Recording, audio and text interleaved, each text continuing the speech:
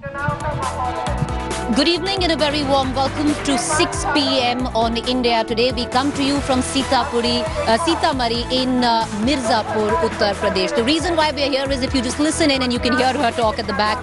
Priyanka Gandhi is officially on the campaign trail. Will she get as many votes as possibly she's garnering eyeballs on the first stint of a campaign trail? Well, we'll only know when that last vote is counted come the 23rd of May. But let me tell you why we are standing here.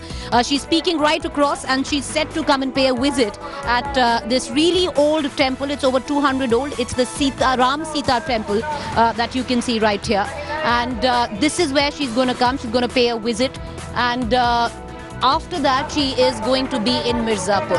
It's a 3-day trip that she has started, where she started in the morning from Prayagraj, from Sangam, 8 pit stops today that she would make. This is the 6th, and she would end the day at Mirzapur. Of course, tomorrow there'd be multiple pit stops at Mirzapur, and from there on, she's going to go on to Varanasi. And she'll end her 3-day stint with a holy Milan there.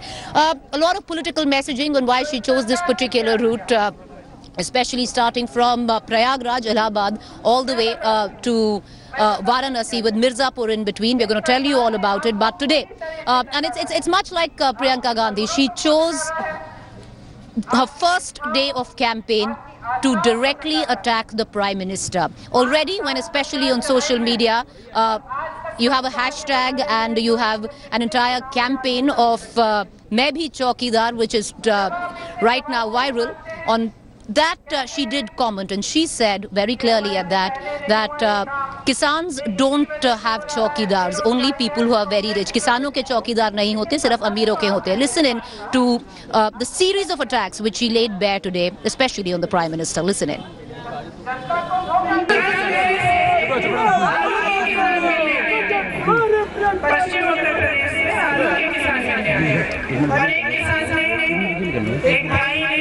एक बहुत महत्वपूर्ण चीज बोली। उन्होंने कहा किसान चौकीदार नहीं होता, अमीरों के चौकीदार होते हैं।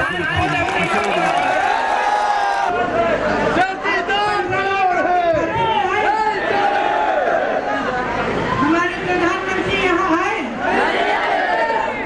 लेकिन पूरी दुनिया में तो घूमा है। चौकीदार चोर है।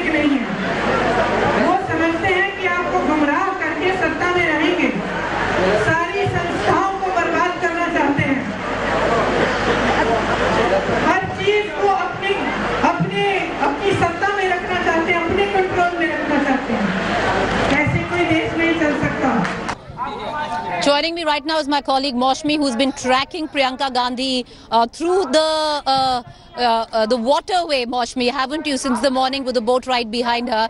But Maushmi, with with what we heard of that comment, ke kisano ke chowkidar nahi hote, amiro ke hote, very much like Priyanka Gandhi. She did this in her 2014 campaign as well. She knows exactly what to say, what would hurt, what would hit home.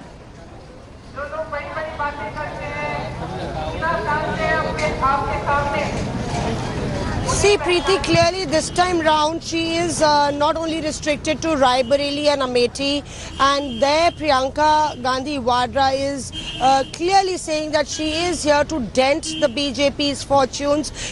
BJP is the #1 enemy of the Congress, and the fight is against the BJP, whether it's the Mahagathbandhan or the Congress. They're all fighting against the BJP.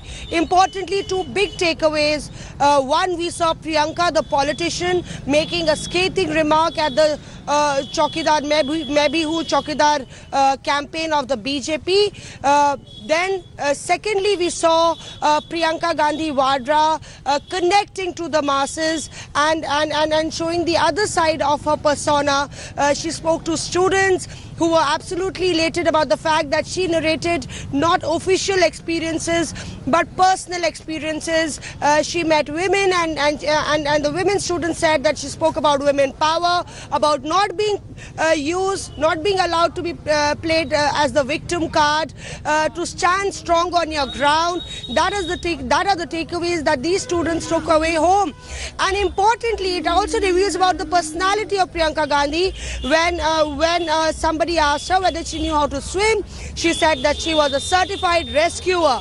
Whether she'll be able to rescue the fortunes of the Congress party, whether she'll be able to rescue the Congress, is yet a big question because there is very little time. And lastly, my point is that it also exposes the Congress very, very badly. A very pretty weak infrastructure. The cadres are almost depleted. Even to the likes of Priyanka Gandhi Vadra, we didn't saw crowds throng in thousands. There were crowds, there were Congress workers, but it really spoke about how the Congresskada in the villages was absolutely zero.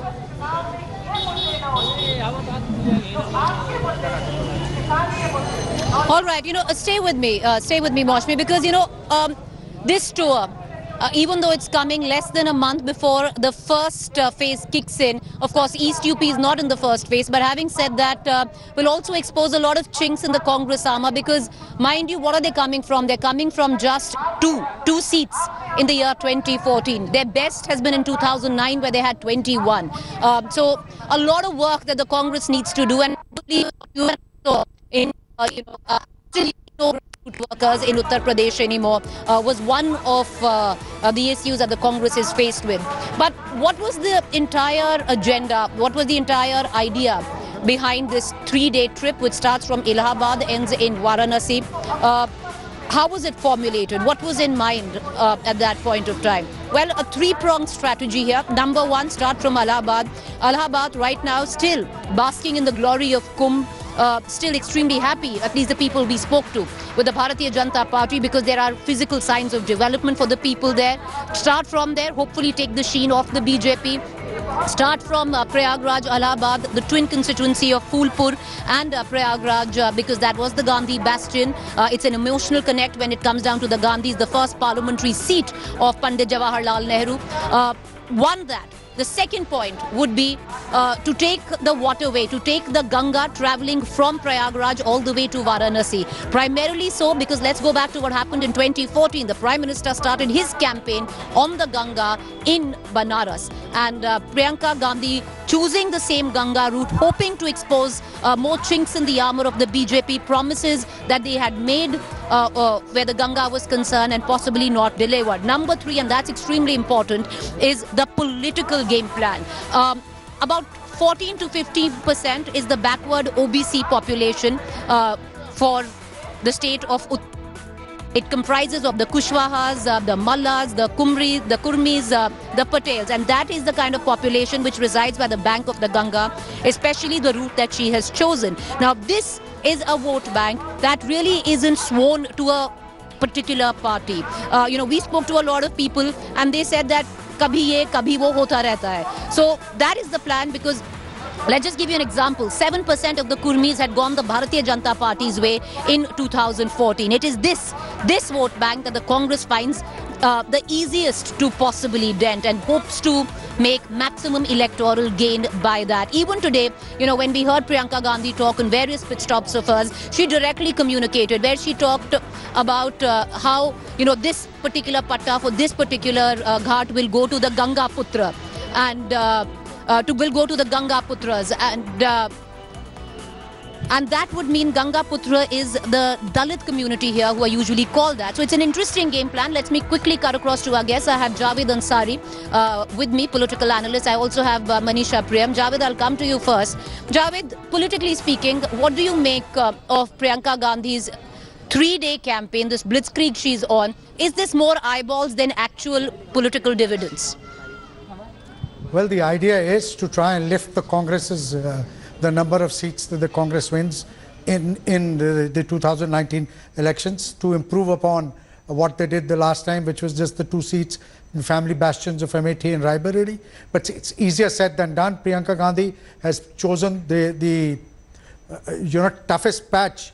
Congress in all of Uttar Pradesh stood first in 2 seats and 6 in second, and in the rest it was a distant third, at best a distant third. So they have a mountain to climb. The Congress organization is virtually moribund, and Priyanka Gandhi entering the fray just a couple of weeks ahead of the elections. She is no magician. There are no magicians in politics, and this is not a switch that you can just turn on and off. So she has a task cut out, and most congressmen would have us believe that the real effects of her campaign and her effort will bear fruit come 2022, not 2019. But nonetheless, she's starting with a huge handicap. Whatever she gains will be a bonus. Right. Well, that's what a lot of people suggest here, at least what we've seen on the ground, Javed. Right, and especially with what we've seen on the ground, because the Congress is absolutely dead in terms of cadre support. Absolutely nothing. Welcome back. You're watching India Today. So there was a last-minute change. The SPG did not think that the area, this place was secure enough. Priyanka Gandhi was to come right here at the Sitaram Temple, but she's decided, or the SPG rather has decided, that she's going to give it a miss. After addressing the Sabha, she has gone back. She's going to be at the Congress guest house in Mirzapur for the night. Now, I want to cut across to Manisha Priyam, who's with us, joining us live. Manisha, what do you make of the choice of route chosen by Priyanka Gandhi, especially the communities that the Congress wants to target through this 3-day exercise? So extremely important, Preeti. While you did have all the details when you spoke at first, remember, choosing the Sita temple here is extremely important. This is a counter to the BJP narrative of the Ram Janambhoomi and the Ram temple. Remember, nobody remembers that there's also the counterpart of the consort of Lord Rama, which is a feminine image of Lord Sita. Now, this has ramifications for this entire area, which is a united geographical area up until Janakpur, where she was born, and in the Tarai region of Nepal, with which Gorakhpur has a common link, or some commonalities. So the figurative narrative of this is extremely important. These temples have not been focused on. The other part, as you rightly said, that she is focusing on certain communities, some of which you said. Now, she is not focusing on the entire basket. If you realize, it's the nishads. For once, the only time that they've gone with the BJP has been in the 2014 elections. Otherwise, Jamuna Nishad has been one of those people who did not go to the BJP fold, and it was a very important reason why the BJP could not lay sway to the entire area. It's the Nishads, the people who were supposed to, mythologically speaking, have ferried Lord Rama to the other side, and Lord Rama did not have anything, and it is said in mythology that since he did not have anything, he owes the Nishad something. So Priyanka is weaving this subaltern narrative of Hinduism, which is feminine in its spirit and which includes the backward social castes, the extremely backward social castes, mainly the Nishads, who are at this point not within the fold of the BJP. Sanjay Nishad and the erstwhile widow of the senior Nishad leader, both are in talks with the alternate alliance, with the alliance that's going to oppose the BJP. So even if Priyanka is not picking up seats, she is very importantly crafting a subaltern Hindu narrative which will be advantage to the anti-BJP fold. Let me also tell you that this kind of route and strategy chosen by Priyanka does not upset Mayawati in any manner, because it leaves both her own caste votes concentrated. Priyanka is not disturbing them. Mayawati is also known to sharply attack the Tilak, Taraju and Talwar. She can continue to do that while Priyanka can weave this alternate narrative on the ground. It may not be advantage Congress, but certainly advantage the anti-BJP alliance if this political narrative picks up. But that's the if. All right. Well, we'll only know that, Ms. Priyam, when that last vote is counted come 23rd. Appreciate you joining us, Javed, Manisha Priyam and Moshmi Singh. We'll come back to you for more updates. Thanks for watching the video. For more such news and updates, please like, share and subscribe to India Today. Also check out our other great videos from our channel. We know you will love to.